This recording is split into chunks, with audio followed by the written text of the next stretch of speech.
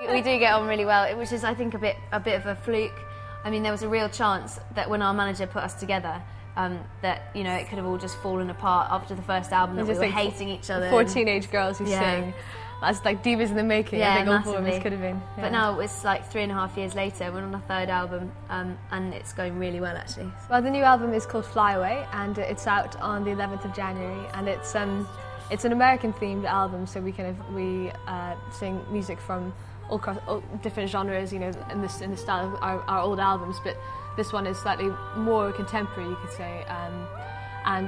We kind of sing folk and spiritual songs, but also classical and pop songs. So from Bob Dylan's "Blowing in the Wind" to Bernstein's "Somewhere" and, you know, Eric Whitacre's "Sleep."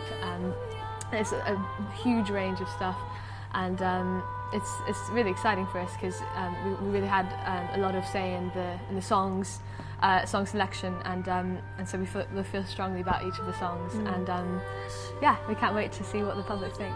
Well, we're all at university now, and it's quite tricky because now 3 of us are in our 2nd year and Laura's in her 1st, and we've always done it with we've always kind of put education and All Angels together. We've sort of never even considered not being at school or being at university, because I think we all have this kind of maybe quite cynical mentality that you have to keep something going at the same time. But it's probably more than that. I think it firstly like gives it a lot of diversity. So, you know, you're doing All Angels and everything can be kind of suddenly it can get too much, be stressful, and then you're brought straight back down to earth. You go back to university with your friends. They don't talk about it. They don't really care that much about it. So you just have that kind of normal life. We do miss things, but I mean, many people miss lectures anyway, but that's just from sleeping in. So at least we have a good excuse. Yeah.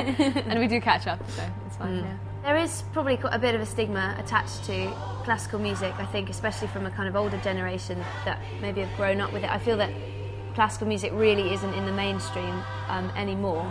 And obviously, you know, years and years ago, it was like the music to listen to, and now obviously you've got a much more of a popular culture thing. But I mean, we all love our main music that we listen to. It's not just classical. You know, we listen to everything, and I think that's such a key part of being a musician, is that you have all sorts of different influences. I think we are, because we're younger, but hopefully we'll bring it to a younger audience maybe and making it cool.